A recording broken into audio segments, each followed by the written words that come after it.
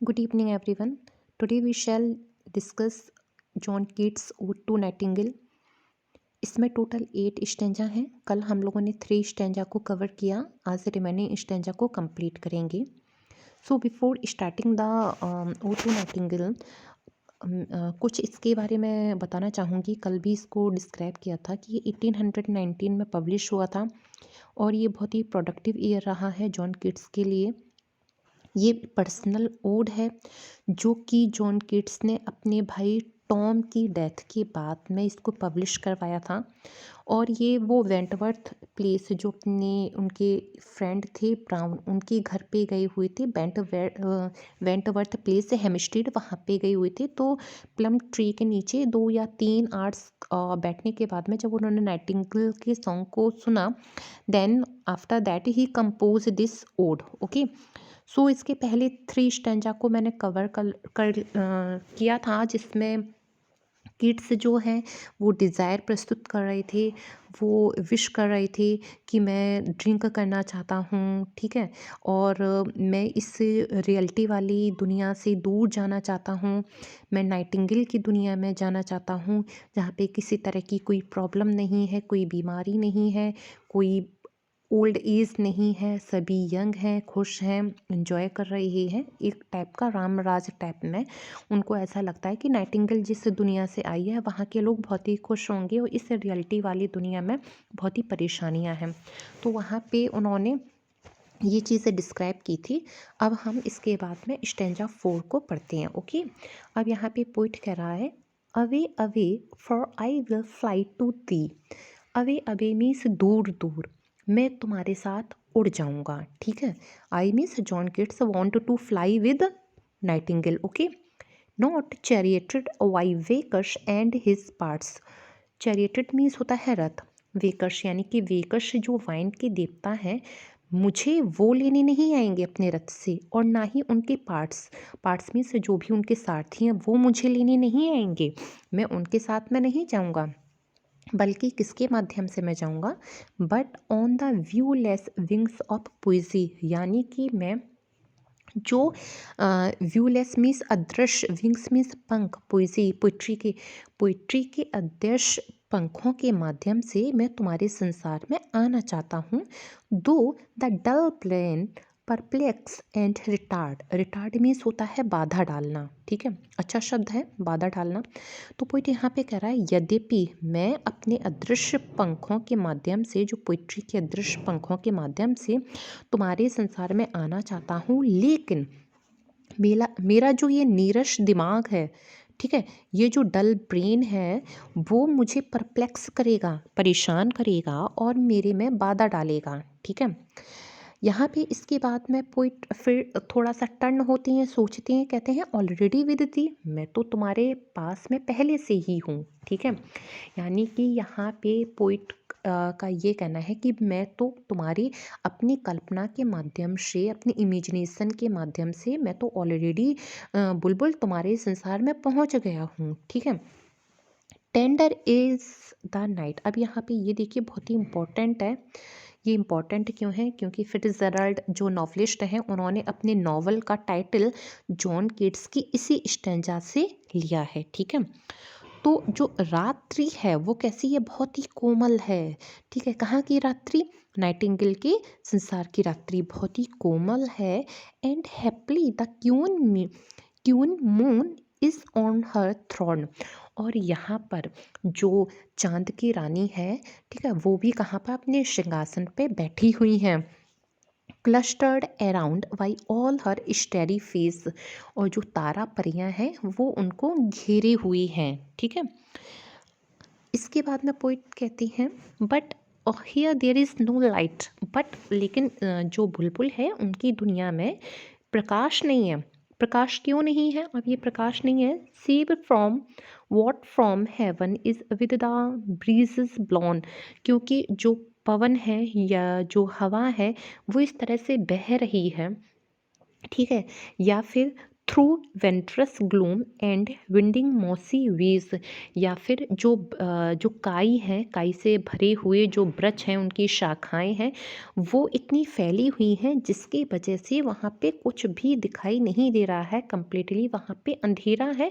तो कभी को यहाँ पे कह रहा है कि यहाँ पे कोई प्रकाश नहीं है, मुझे कुछ दिखाई नहीं दे रहा है। ठीक है, अब यहाँ पे आपका जो फोर्थ स्टैंजा था वो पोइट ने कवर किया, और ये यहाँ पे आ जाता है आपका फिफ्थ स्टैंजा, जो कि वेरी वेरी इंपॉर्टेंट है।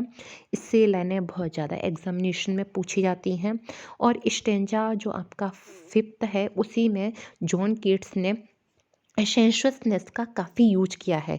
यहाँ पे जितनी भी आप ये लाइनें देख रहे हैं, तो यहाँ पे पोइट ने अपनी सेंसेस का यूज़ किया है। सेंसेस के माध्यम से हर एक फूल को वो महसूस कर रहा है, उसकी पत्तियों को, उसकी स्मेलिंग को फील कर रहा है अपने सेंसेस के माध्यम से। Okay, so let's start the stanza.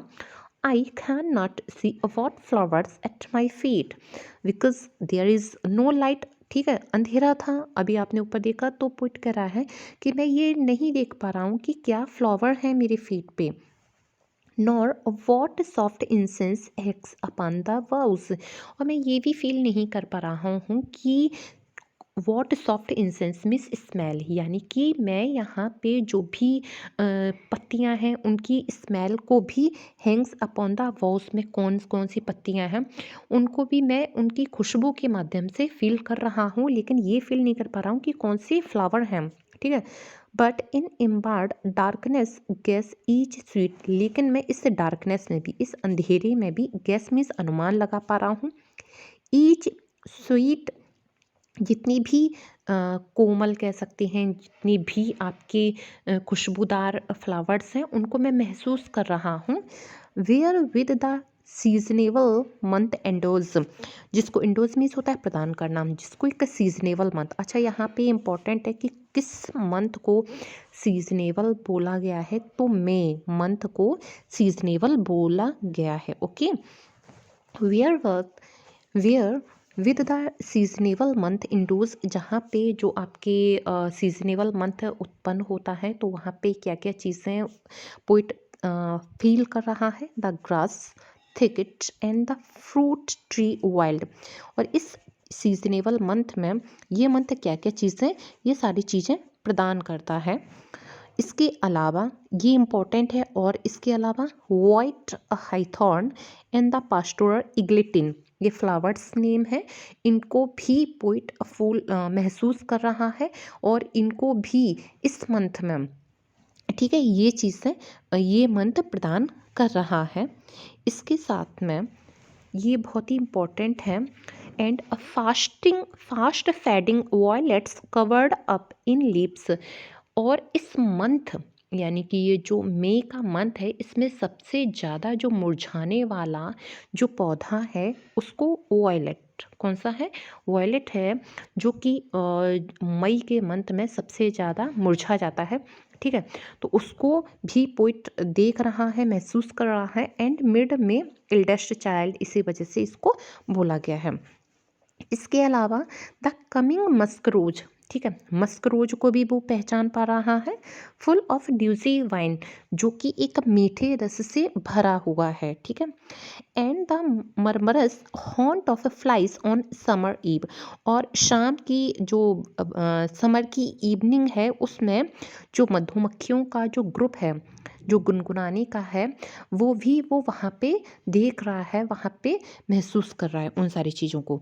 I hope ये स्टेंजा आपको समझ में आया होगा, क्योंकि ये बहुत ही इम्पॉर्टेंट है। ओके, इसके बाद में हम कवर करते हैं जो आपका स्टेंजा 6 है, ड्रा किलिंग आई लिसन। अब यहाँ पे कह रहा है poet in the darkness of forest, कहाँ पर, डार्कनेस ऑफ फॉरेस्ट में। ठीक है, and for many a time that have been half in love with easeful death. अब यहाँ पे जो पोइट है, जो नाइटिंगेल का गीत सुनता है, तो वो अब उसके मन में इस संसार के प्रति, यानी कि जो इस रियलिटी वाली दुनिया में वो रह रहा है, तो उसके मन में इस संसार के प्रति बहुत ही ज़्यादा डिसइंटरेस्ट और डिस्गस्ट आ चुका है। तो पोइट कह रहा है, and for many a time, काफ़ी टाइम ऐसा भी हुआ है that have been half in love with easeful death. इस जो मृत्यु है इसको उसने बहुत ही शांति देने वाले बताया है यहाँ पे कि काफ़ी अवसरों पे इस मृत्यु से मुझे शांति सी महसूस हुई है, मैं इसके प्यार में भी पड़ा हूँ। Called him soft names in many amused rhymes, और मैंने बहुत सारी जो मेरी कविताएं रही हैं उनमें मैंने इसको सॉफ्ट नाम से भी संबोधित किया है। ठीक है। To take into the air my quiet breath. अब इसके बाद में पोइट करा है कि मैं इस जो डेथ है इसको ये जो डेथ है, to take into the air my quiet breath, ये जो डेथ है, ये जो मृत्यु है, ये मेरी ब्रेथ को मतलब सांसों को शांति प्रदान करने वाली है। Now more than ever seems to rich. अब यहाँ पे पोइट ये कह रहा है यही सबसे अच्छा अवसर है। कौन सा? Now more than ever seems it rich to die, यानी कि मरने के लिए जो अभी तक मुझे कभी इतना अच्छा अवसर नहीं मिला है जितना ये है। क्यों? Because nightingale he want to die to sing to listen the song of nightingale to seize upon the midnight with no pen। तो और पोइट यहाँ पे कह रहा है ये जो अवसर है इसमें मेरे लिए इस अर्धरात्रि के समय में जो मेरी मृत्यु होगी मिडनाइट में विद नो पेन, वो किसी भी पेन से रहित होगी, यानी कि पीड़ा से रहित होगी। कब? वाइल दाउ, दाउ में से जो नाइटिंगेल है, art pouring forth thy soul absorbed in such an ecstasy, जब कि तुम नाइटिंगेल अपने पूरे कंठ से अपने संगीत को उड़ेल दोगी। स्टिल वुड दाउ सिंग, तुम तब भी गाती रहोगी। And I have years in when, जब मेरे कान जो होंगे वो वैन में से व्यर्थ हो जाएंगे, अर्थात जब मेरी मृत्यु हो जाएगी, बुलबुल तुम तब भी गाती रहोगी। टू थी हाई वैक्यूम विकम असोड, और ये तुम्हारा जो गीत होगा वो मेरी मृत्यु के बाद में एक शोक गीत हो जाएगा। सोड मीन्स क्या होता है? एक शोक गीत साबित हो जाएगा। ठीक है। तो यहाँ पे इसमें मैंने 3 स्टैंजा को अगेन कवर किया है, रिमेनिंग 2 स्टैंजा को अभी आप लोगों को नेक्स्ट वीडियो में कवर करती हूँ। ओके, आई होप आप लोगों को इतना समझ में आया होगा। अगर आप लोगों को अच्छा लगा हो तो इसको लाइक कीजिए। Thank you.